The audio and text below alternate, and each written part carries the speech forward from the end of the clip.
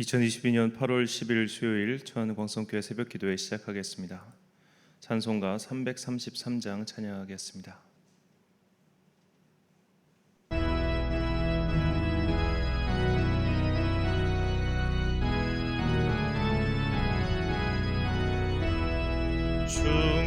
충성하라 죽도록 충성하라 주님께 슬픔이나 괴로움이 주의 사랑 못 끊으니 충성하라 죽도록 충성하라 끝까지 충성하라 죽도록 충성하라 주님께 찬란하다 저 멸류관 들려온다 주의 음성 충성하라 죽도록 충성하라 끝까지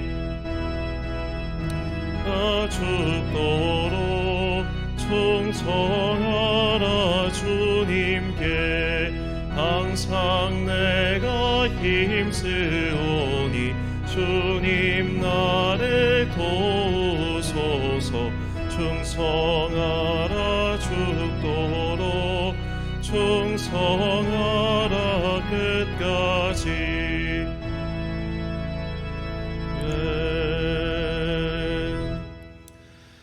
오늘 우리에게 주시는 하나님의 말씀 구약성경 창세기 8장 1절부터 22절까지 말씀입니다. 창세기 8장 1절부터 22절까지의 말씀. 이제 봉독하겠습니다. 하나님의 말씀 경청하십시오. 그때 하나님이 노아와 방주에 함께 있는 모든 들짐승과 집짐승을 돌보아 보실 생각을 하시고 땅 위에 바람을 일으키시니 물이 빠지기 시작하였다. 땅 속의 깊은 샘들과 하늘의 홍수 문들이 닫히고 하늘에서 내리는 비도 그쳤다. 땅에서 물이 줄어들고 또 줄어들어서 150일이 지나니 물이 많이 빠졌다. 일곱째 달 11의 날에 방주가 아라랏산에 머물러 쉬었다. 물은 10째 달이 될 때까지 줄곧 줄어들어서 그 달 곧 10째 달 초하루에는 산 봉우리들이 드러났다. 40일이 지나서 노아는 자기가 만든 방주의 창을 열고서 까마리 한 마리를 바깥으로 내보냈다. 그 까마귀는 땅에서 물이 마르기를 기다리며 이리저리 날아다니기만 하였다. 그는 또 비둘기 한 마리를 내보내서 땅에서 물이 얼마나 빠졌는지를 알아보려고 하였다. 그러나 땅이 아직 모두 물속에 잠겨 있으므로 그 비둘기는 발을 붙이고 쉴 만한 곳을 찾지 못하여 그냥 방주로 돌아와서 노아에게 왔다. 노아는 손을 내밀어 그 비둘기를 받아서 자기가 있는 방주 안으로 끌어들였다. 노아는 이래를 더 기다리다가 그 비둘기를 다시 방주에서 내보냈다. 그 비둘기는 저녁 때가 되어서 그에게로 되돌아왔는데 비둘기가 금방 딴 올리브 잎을 불 위에 물고 있었으므로 노아는 땅 위에서 물이 빠진 것을 알았다. 노아는 다시 이래를 더 기다리다가 그 비둘기를 내보냈다. 그러나 이번에는 그 비둘기가 그에게로 다시 돌아오지 않았다. 노아가 601살 되는 해 첫째 달 곧 그 달 초하룻날 땅 위에서 물이 다 말랐다. 노아가 방주 뚜껑을 열고 바깥을 내다보니 땅바닥이 말라 있었다. 둘째 달 곧 그 달 21의 날에 땅이 다 말랐다. 하나님이 노아에게 말씀하셨다. 너는 아내와 아들들과 며느리들을 데리고 방주에서 나가거라. 내가 데리고 있는 살과 피를 지닌 모든 생물들 곧 새와 집짐승과 땅 위에서 기어다니는 모든 길짐승을 데리고 나가거라. 그래서 그것들이 땅에서 생육하고 땅에서 번성하게 하여라. 노아는 아들들과 아내와 며느리들을 데리고 나왔다. 모든 짐승, 모든 길짐승, 모든 새, 땅 위를 기어다니는 모든 것도 그 종류대로 방주에서 바깥으로 나왔다. 노아는 주님 앞에 제단을 쌓고 모든 정결한 집짐승과 정결한 새들 가운데서 제물을 골라서 제단 위에 번제물로 바쳤다. 주님께서 그 향기를 맡으시고서 마음속으로 다짐하셨다. 다시는 사람이 악하다고 하여서 땅을 저주하지는 않겠다. 사람은 어릴 때부터 그 마음의 생각이 악하기 마련이다. 다시는 이번에 한 것 같이 모든 생물을 없애지는 않겠다. 땅에 있는 한 뿌리는 때와 거두는 때, 추위와 더위, 여름과 겨울, 낮과 밤이 그치지 아니할 것이다. 아멘. 순종에 달려있다는 제목으로 하나님의 말씀 선포하겠습니다. 지금 저희 바깥에는 비가 많이 내리고 있습니다. 이 서울 지방에도 많은 비가 내리고 이제 그 비가 중부 지방에 내려오는 것 같습니다. 우리 성도님들을 주님께서 안위하시고 또 지켜주시기를 항상 기도합니다. 다윗이 사울의 손을 피해 도망 다닐 때의 이야기입니다. 다윗은 아둘람 굴에 몸을 숨겼고 다윗이 그곳에 있다는 소식을 들은 사람들이 다윗 밑으로 몰려들었습니다. 자, 그러자 수백 명의 사람들, 약 400명의 사람들이 다윗의 밑으로 들어왔고 이제는 몸집이 너무 커져버린 다윗과 그를 따르는 사람들은 일단 모압 땅으로 가서 그곳에 머무릅니다. 다윗의 증조모인 룻이 바로 모압 사람이죠. 그래서 다윗에게 모압은 마냥 이방인의 땅으로서 절대로 가서는 안 되는 그런 곳은 아니었습니다. 다윗은 어쩌면 가장 현실적인 선택을 한 것이죠. 그런데 선지자 갓이 다윗에게 모압 땅을 나와서 유다 땅으로 돌아가라고 명령합니다. 그리고 다윗은 다시 유다 땅으로 돌아옵니다. 이스라엘 국외에 나가 있으면 사울의 손을 피할 수 있었지만 굳이 국내로 다시 들어오므로 그의 감시망 안으로 스스로 걸어 들어온 셈이죠. 그런데 그때부터 다윗은 어찌 보면 불필요한 행동을 반복합니다. 그가 무엇을 하든지 하나님께 계속 물어보는 그런 행동이었습니다. 사무엘상 23장 2절과 11절 말씀입니다. 이에 다윗이 여호와께 묻자와 이르되 내가 가서 이 블레셋 사람들을 치리이까? 여호와께서 다윗에게 이르시되 가서 블레셋 사람들을 치고 그 일라를 구원하라 하시니 그 일라 사람들이 나를 그의 손에 넘기겠나이까? 주의 종이 들은 대로 사울이 내려오겠나이까? 이스라엘의 하나님 여호와여 원하건대 주의 종에게 일러 주옵소서 하니 여호와께서 이르시되 그가 내려오리라 하신지라. 아멘. 자, 언뜻 보면 다윗이 매사 중요한 결정을 하기 전에 하나님께 여쭤봤구나 라며 그냥 쉽게 넘어갈 수 있겠지만 사실 이것은 아마도 많은 사람들이 했던 행동을 결정할 때 우리가 모든 행동을 다 기도하고 결정하는 건 아니지 않습니까? 예를 들어 하나님 내가 오늘 식료품점에 갈 건데 서울올리를 사야 될까요? 아니면은 매일 GT를 사야 될까요? 이런 식으로 브랜드를 갖고 고민하는 사람은 없을 겁니다. 그런 거 갖고 기도하는 사람도 있을까요? 전 지금까지는 본 적은 없습니다만 지금 다윗이 하는 기도가 마치 이렇게 굉장히 당연한 것을 가지고 그러니까 즉 기도하지 않아도 되는 일을 가지고 기도하는 것처럼 보인다는 겁니다. 자, 지금 블레셋이 유다를 쳐들어왔습니다. 자, 그리고 다윗은 묻습니다. 내가 지금 얘네들을 내비둘까요? 아니면 공격할까요? 자, 다윗과 함께하는 사람들은 어떤 사람들이냐면 사회 부적응자들이었어요. 용사들이 아니었다는 소리입니다. 그냥 도망자였기 때문에 같은 도망자 신세인 다윗에게 몸을 의탁했을 뿐이지 전문적인 병사들이 아니었습니다. 그런데 그들과 함께 이 블레셋을 치려고 하는 생각이 지금 다윗 안에 이미 있는 거예요. 왜냐? 다윗은 굉장히 사실 정치적인 사람이었기 때문에 지금 자기가 저 블레셋을 치면 이 유다 지파, 특히 이제 이스라엘 남쪽에 있는 유다 지파의 마음을 얻을 수 있다는 것을 그가 알았습니다. 그에게는 어떻게 보면 정치적인 기반, 그러니까 자기가 살아남을 수 있는 기반이 필요했고 그 기반은 아무래도 동포인 유다 지파가 될 수밖에 없었죠. 유다 지파한테 한마디로 점수를 좀 따야 되는데 그리고 마침 점수를 딸 좋은 기회가 왔어요. 블레셋이 쳐들어와서 그럼 얘네들을 무찌르면 되겠는데 이거를 기도를 하고 결정했다는 겁니다. 두 번째가 더 결정적입니다. 다윗이 이제 그일라에 있다는 소식을 들은 사울이 군대를 이끌고 쳐들어와요. 다윗을 잡으려고. 자, 그때 이미 적이 나를 향해 오고 있다면 그거는 병법상 도망가는 게 당연한 겁니다. 그런데 그것도 기도하고 도망갑니다. 자, 자신의 목적을 이루기 위한 가장 명확한, 그러니까 이거는 안 할 이유가 없는 당연히 해야 하는 그런 명확한 일도 그는 기도를 하고 결정했고 지금 누가 봐더라도 이거는 그냥 도망쳐야 되는 그 절체절명의 순간에도 그는 기도를 하고 결정을 했다는 겁니다. 지금 자신이 하려는 행동에 대한 계산은 이미 다윗 안에서 다 끝나 있었습니다. 이것을 통해 얻고자 하는 것도 분명했죠. 그러나 다윗은 하나님의 답을 기도하며 기다렸습니다. 일단 도망쳐야 하는데도 기다렸고요. 일단 적지 쳐들어와서 저들을 빨리 무찔러야 하는데도 기다렸습니다. 누군가가 볼 때는 야 이게 기도해야 될 일이야? 이게 하나님께 여쭤봐야 될 일이야? 라고 할 수 있는 것도 다윗은 기도한 후 하나님의 대답을 기다렸습니다. 자, 이 병법서에 보면 정확히 중국 손자병법과 맹자에 나오는 말인데, 전쟁에서 승리하려면 천시, 지리, 인화 이 세 가지가 갖춰야 된다고 말합니다. 이 지리란 지형의 이점을 뜻하고 인화는 사람의 힘을 뜻합니다. 그러나 지형이 승리를 취하기에 걸맞고 병력 또한 사람의 힘 또한 잘 갖춰져 있어도 천시, 하늘이 도와주지 않으면 승리를 장담할 수 없다, 그렇게 말하죠. 믿음의 길도 마찬가지인 것 같습니다. 아무리 외적 조건이 다 들어맞았다고 하더라도 하나님의 뜻이 아니면 그 길은 아닌 겁니다. 그래서 신앙생활의 가장 큰 외적인 특징이 바로 기다림이죠. 하나님의 뜻을 구하고 그 뜻을 기다리는 것 말입니다. 다윗은 이런 기다림이 무엇인지 보여주었습니다. 전술적 상황으로 볼 때, 그리고 정치적 상황으로 볼 때 답은 이미 나와 있었습니다. 하지만 다윗은 그 급박한 순간에도 하나님의 대답을 듣고 움직였습니다.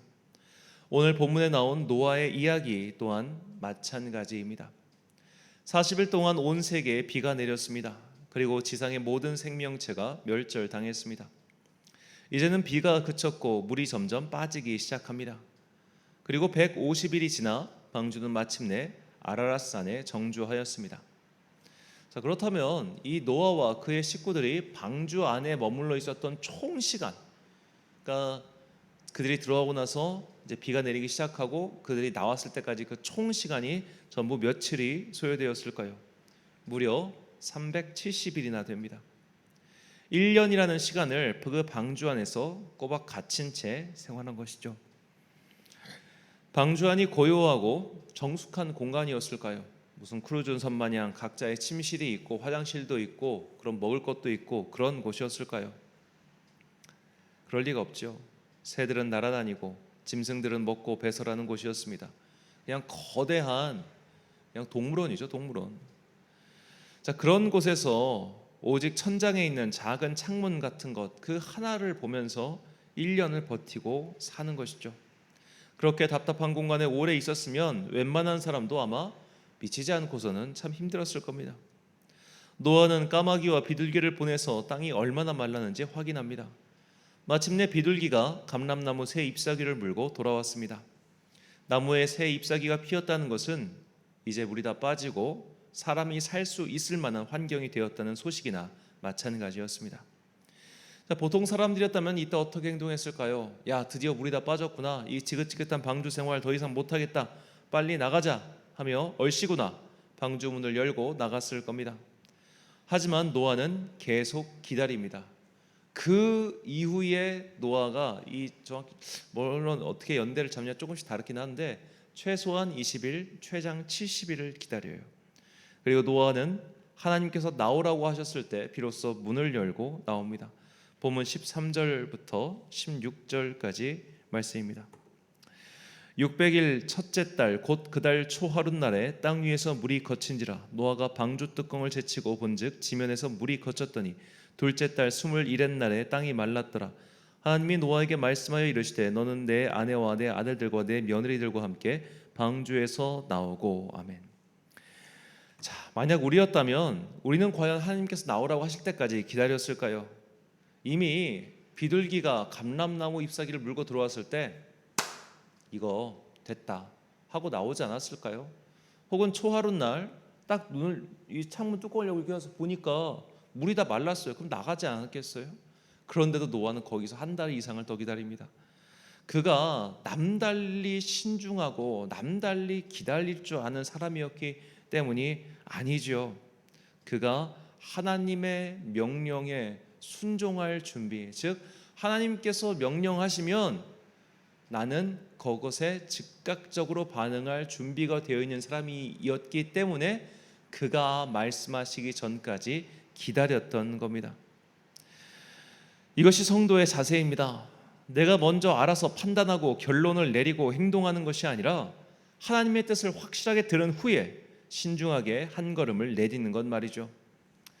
저도 자주 하는 실수이지만 교회에서 의사결정 과정에 너무 성급하게 진행해서 모든 일을 망치는 경우가 한두 가지가 아닙니다.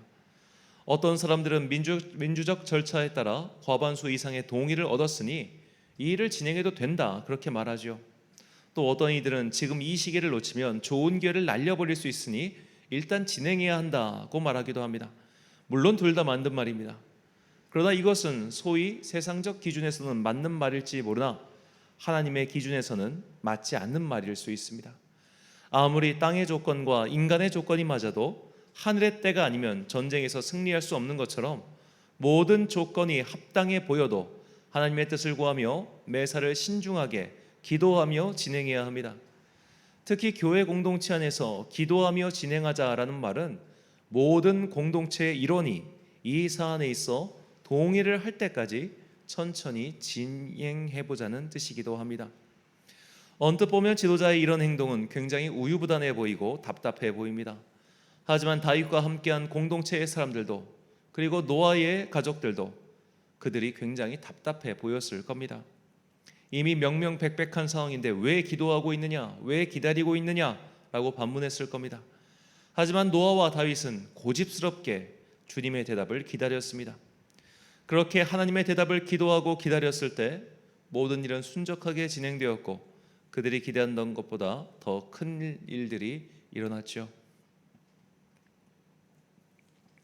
이것은 단순히 성격이 느긋하냐 혹은 급하냐의 문제가 아닙니다. 내 판단과 생각보다 하나님의 뜻을 더 중요시하느냐 그렇지 않느냐의 문제입니다. 하나님의 생각과 계획을 더 중요시하는 사람이라면 아무리 급한 순간이라도 기다릴 겁니다. 아무리 느긋한 순간이라도 섬광처럼 움직일 겁니다.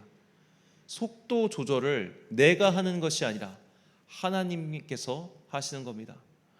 그러니까 하나님의 뜻을 기다리고 또 받들, 즉 준비가 되어 있는 순종의 사람은 어느 순간까지는 굉장히 느리게 움직이다가 어느 순간이 되면 전광석화처럼 움직인다는 것이죠. 우리는 성격 때문에 빨리 혹은 느리게 움직이는 것이 아닌 하나님의 뜻에 순종하며 움직이는 방법을 배워야 합니다. 물론 이것은 세상의 기준으로 볼 때 참으로 멍청해 보일 겁니다. 다들 움직일 때 움직여야 하고 또 움직이지 않을 때 움직이지 않는 것이 소위 대세를 따르는 그리고 가장 안전한 방법 아니겠습니까? 그런데 우리는 우리의 진퇴 여부를 이런 시대적 상황이나 혹은 나의 이성적 판단에 맡기는 것이 아니라 오직 하나님께 맡기고 그분께서 가라 하시면 가고 그분께서 멈추라 하시면 멈추고 심지어 그분께서 대답이 없으시면 대답을 하실 때까지 기다리는 그런 순종의 자세를 우리는 배워야 합니다. 그렇기 때문에 성도는 그냥 말 그대로 풍림 화산입니다. 바람처럼 빠르나 숲처럼 고요하고 불처럼 열정적이나 산처럼 진중합니다. 자, 이렇게 성도의 이런 덕목, 기다릴 줄 알고 그러나 또 빨리 움직일 줄 아는 이런 덕목은 오직 순종에서만 나옵니다. 순종이 우리의 행동의 빠르기를 결정합니다. 이사야 1장 19절과 20절 말씀입니다. 너희가 즐겨 순종하면 땅의 아름다운 소산을 먹을 것이요 너희가 거절하며 배반하면 칼에 삼켜지리라. 여호와의 입의 말씀이니라. 아멘. 사랑하는 천안 광성교회 성도 여러분, 그리고 이 새벽을 함께 깨우고 계신 귀한 주님의 자녀 여러분, 하나님의 뜻에 순종한 다윗은 그리스도의 조상이 되었습니다. 하나님의 뜻에 순종한 노아는 인류의 두 번째 시조가 되었습니다. 그들은 급박한 상황에도 하나님의 뜻에 순종했습니다. 이미 충분하다고 여길 만한 상황에서도 끝까지 하나님의 뜻을 기다리고 순종했습니다. 우리 또한 이런 태도를 배워야 합니다. 내 판단에 그리고 많은 이들이 생각하기에 확실한 길이라 할지라도 하나님의 뜻이 분명해질 때까지 기다려야 합니다. 많은 이들이 야, 지금은 아니야 라고 말할지라도 하나님의 뜻이 분명하다면 외롭더라도 광야의 길을 만드시는 하나님을 믿고 진격해야 합니다. 여호수아와 갈렙은 12명 중에 10명이 반대하는 가나안 정복을 외쳤습니다. 그들은 대세를 좇는 이들이 아닌 하나님의 뜻에 순종하는 자들이었기 때문입니다. 하나님의 뜻이 분명할 때까지 기다리고 하나님의 뜻이 분명하다면 망설이지 말고 전진하는 그리스도의 진정한 군사들이 되시길 간절히 축원합니다. 기도하겠습니다. 사랑과 은혜가 풍성하신 아버지 하나님, 다윗과 노아는 기다릴 줄 아는 사람들이었습니다. 그들의 인내심이 남달랐기 때문에 그들이 혹은 성격이 느긋한 사람들이었기 때문에 하나님의 응답이 있을 때까지 기다린 것이 아니었습니다. 그들은 순종할 줄 아는 사람들이었기 때문에 주님의 명령을 기다리고 그 명령에 단지 순종했던 것뿐임을 우리에게 깨우쳐 주시니 참으로 감사합니다. 우리도 이와 같은 순종의 사람이 되길 원합니다.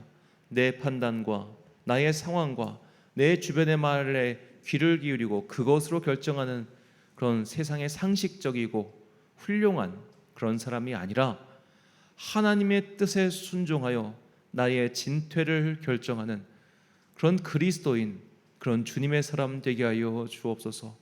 모두가 가라 하는 길일지라도 주님께서 가지 말라 하시면 안 가게 하시고, 모두가 가야 하는 길이라 할지라도 주님께서 아니라 하시면 멈추고 가라 하시면 가는 그런 당신의 도구, 당신의 종이 되게 하여 주옵소서. 다윗과 노아가 이렇게 당신의 종으로서 살아갈 때 다윗은 그 이름이 영원히 빛나는 영광을 얻게 되었고, 노아는 인류의 두 번째 시조가 되었습니다.